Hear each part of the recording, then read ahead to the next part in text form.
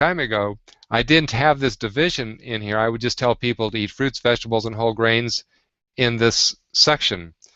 But occasionally people would come back and they wouldn't be seeing the changes that they were hoping for and that I was expecting. And it turned out almost always it was because they were filling this 3/4 thing up with stuff like whole grain pasta. Well, that's too much. It won't work if you do that.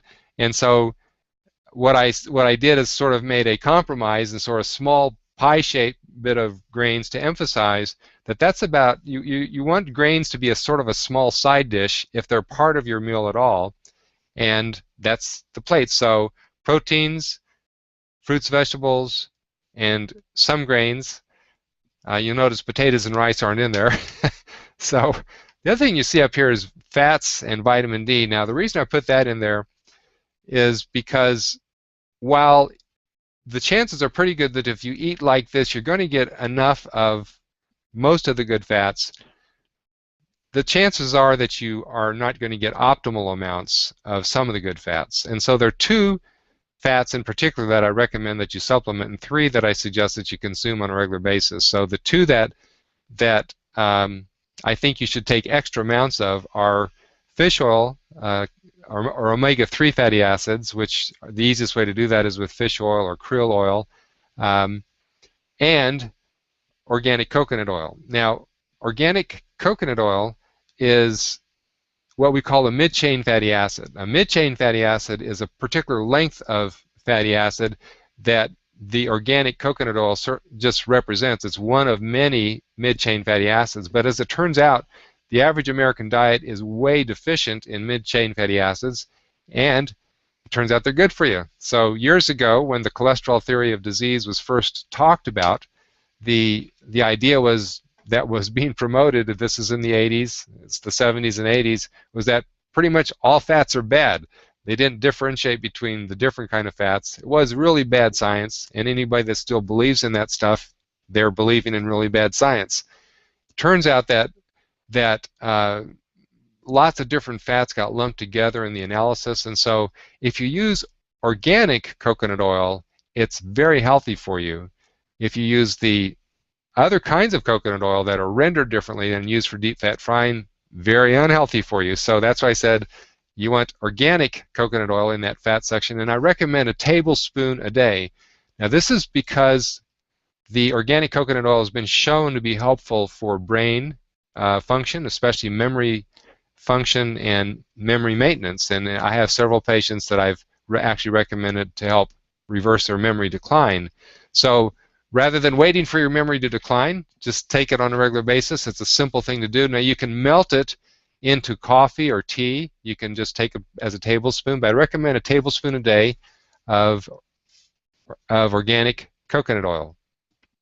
The other one, the fish oil I mentioned, and then the third oil that I just recommend that you have a lot in your diet would be olive oil. So if you're making those three the main fats, the fats sort of take care of themselves. What you want to avoid are the vegetable oils, which of course that's the biggest part of the fats in the average American diet because that's what the food industry kind of pushes at us. So you want to avoid vegetable oils and use these three fats instead.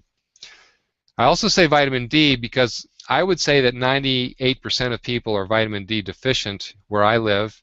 If you're in a place where you have a lot of sunlight exposure and you're in it, that you might not be vitamin D deficient, but most people are, and current research suggests that about 5,000 units is what the average person needs to take to be in the mid-range of normal. Now that's way above current government recommendations, but as it turns out, that's what you need to do to be in a good range. And I've been measuring vitamin D levels for many years, and that's pretty much what most people have to do.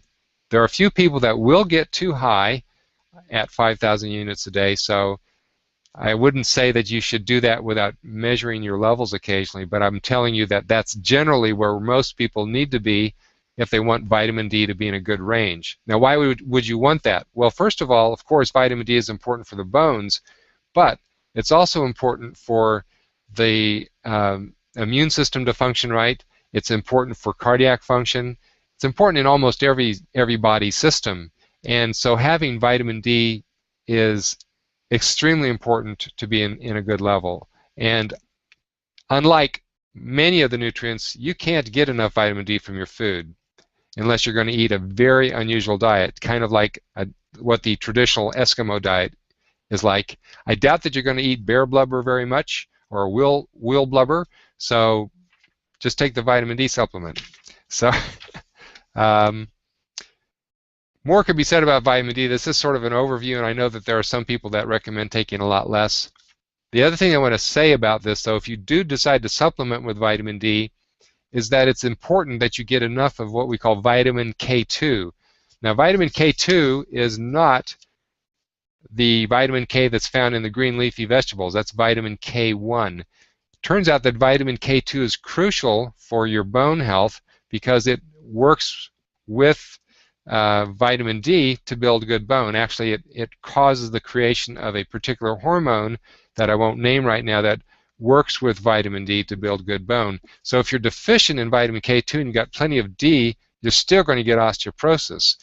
Fortunately, it's easy to get enough vitamin K2 in the foods that are rich in K2. And those foods tend to be fermented vegetables. So that's going to be the topic of a different discussion, how to get enough vitamin K2 in your diet. I don't want to digress too much from the main topic, which is how to get a low glycemic diet. But because I recommended the D, I was honor bound to mention K2 because I don't recommend supplementing D without making sure there's enough K2 in your diet. As I said, there's a lot of ways to get K2 from your food. There's no need to supplement K2. This particular plan works well for most people.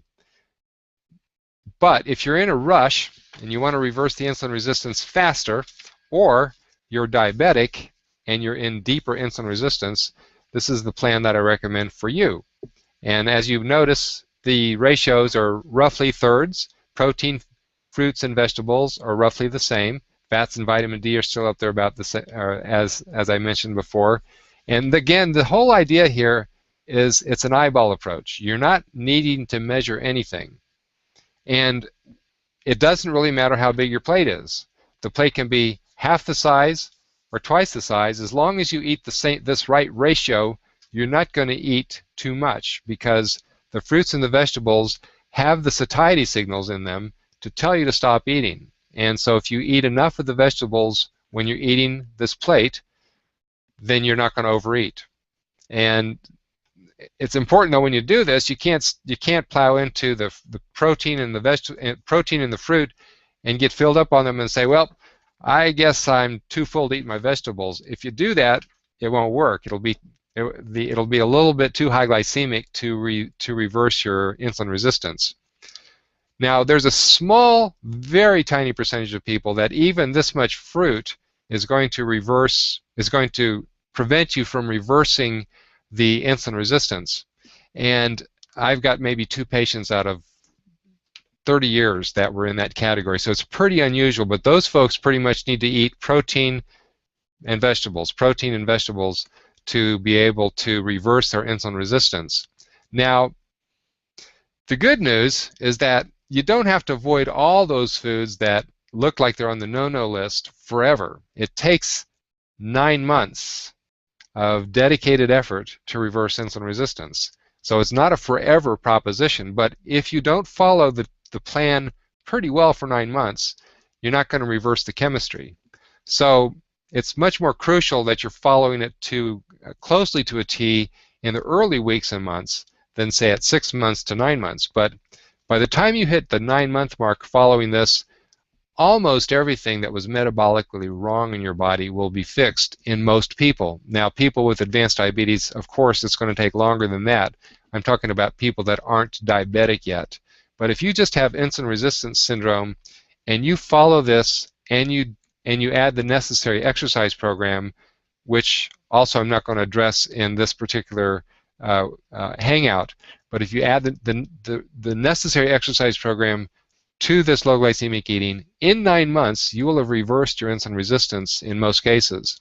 So the reason that I say that is because if you eat like this 2 days out of 3, and then on the 3rd day you eat relatively high glycemic, you will never reverse your insulin resistance. It will be something that will be with you for the rest of your life, and it will worsen as time goes by, which is typically what happens with insulin resistance syndrome, because you're sending that signal just too often, that high blood sugar signal followed by the high insulin signal.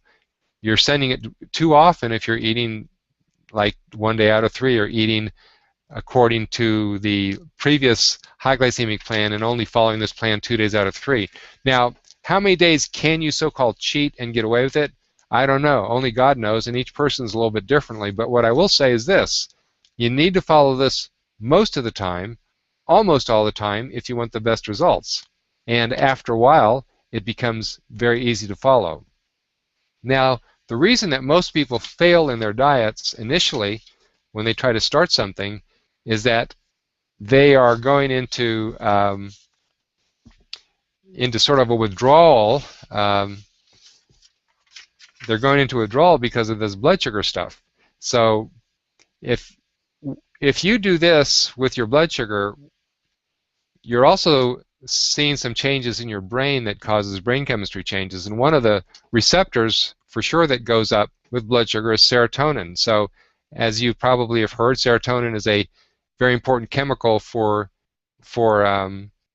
brain health, for mood health, and serotonin sort of tracks blood sugar. So one of the reasons people get moody when they're eating like this is that as blood sugar starts dropping, so does the serotonin levels. Well, what happens when you start to eat low glycemic all of a sudden, is that serotonin levels just start coming down like this for about 3 to 5 days, and then they start to go up after 3 to 5 days. If you follow this kind of a program, this more rigorous version, you're going to see a fairly rapid drop in serotonin, and so your mood is going to be not so great by day 3 of the program, but by day 5 things will start to turn around, serotonin levels will start to rise, and they'll be stable because they'll be tracking your blood sugar along the lines of the low glycemic diet. So your serotonin levels will be stable in your brain just like this blood sugar level is. So the good news is if you follow this program, after a couple of weeks, you're through all of that withdrawal stuff, and your cravings will largely go away.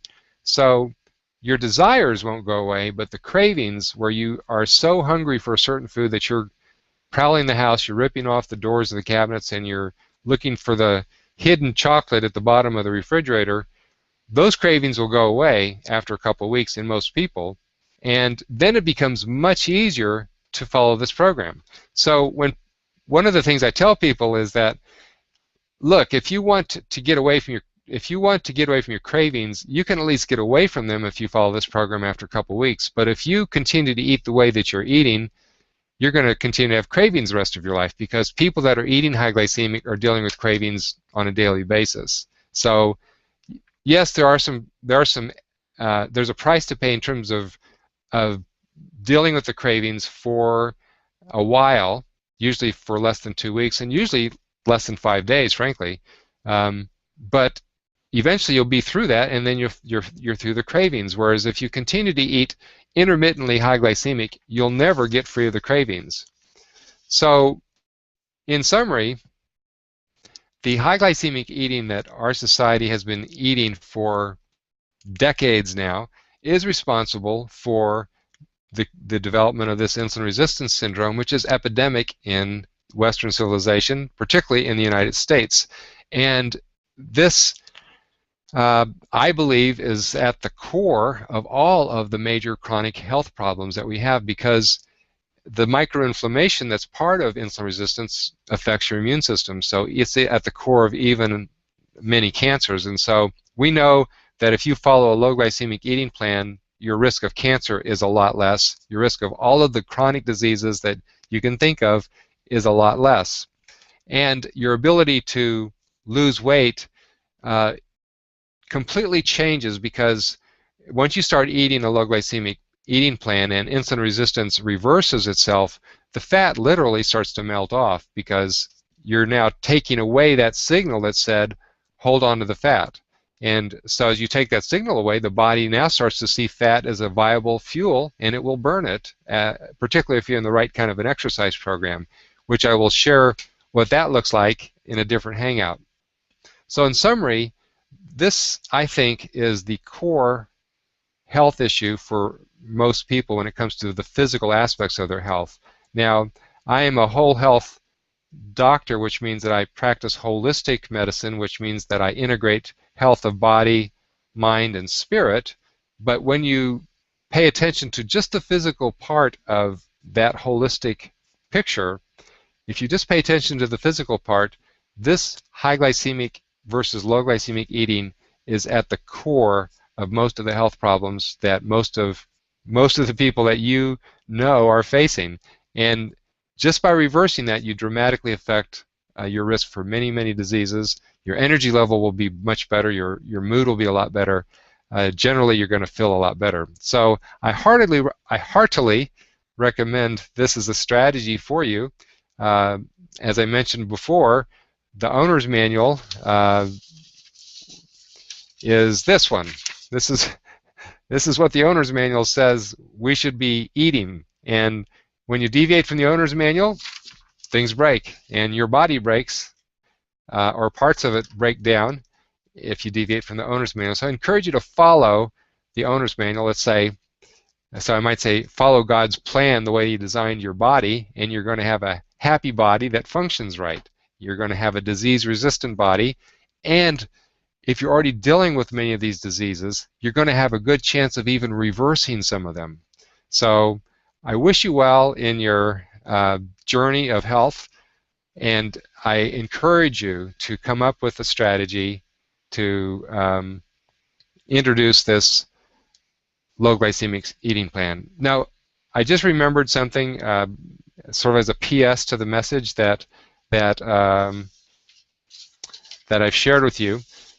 There are basically two different ways to get to this kind of a place.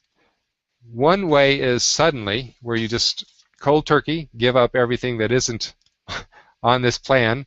And the second way is gradually. The way the gradual strategy works, and I recommend this for many of my patients, is to treat this kind of eating as a first course in a meal. So the way that this would work, and this would be for somebody that really has failed repeatedly in diets because of falling into cravings.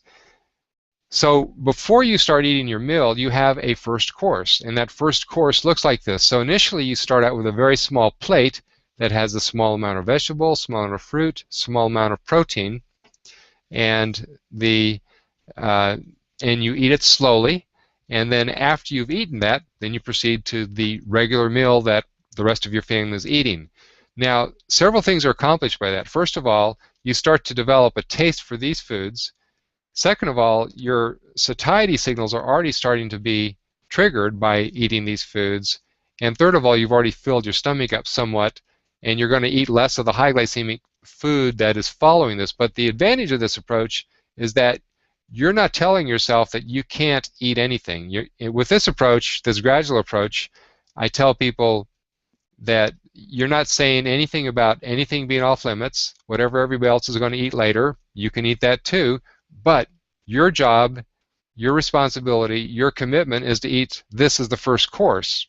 And if you do this before breakfast, lunch, and supper, and all snacks, if you always commit to eat something like this, of this ratio before each meal, you will gradually change how you're eating, and then you slowly increase the size of this first course so that after a while it's half of what you're eating. Eventually you'll be able to easily make the transition to eating this exclusively as you see your body starting to change. So if you're somebody that really has trouble with the cravings, and you've always failed at about day 5 or so because you couldn't take the cravings anymore, then this gradual approach, using this as a first course, works quite well.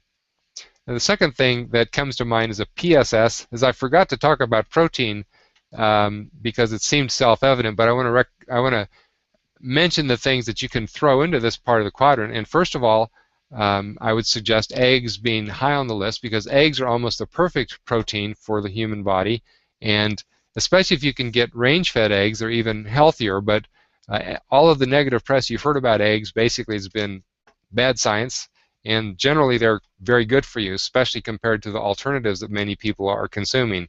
And then the other things, all of the meats, including beef, poultry, and fish, fall into this category. And the only thing that isn't allowed in that category are processed meats. So sausage and bologna and other things, anything that's been processed with extra chemicals is off limits. You cannot use that as a protein source. Nuts can be part of this, and some dairy can be part of this. Now, you don't want this to be a full plate full of nuts. It's way too calorie dense, and the idea is to kind of mix it up. But those are the basic sources of protein that can be used.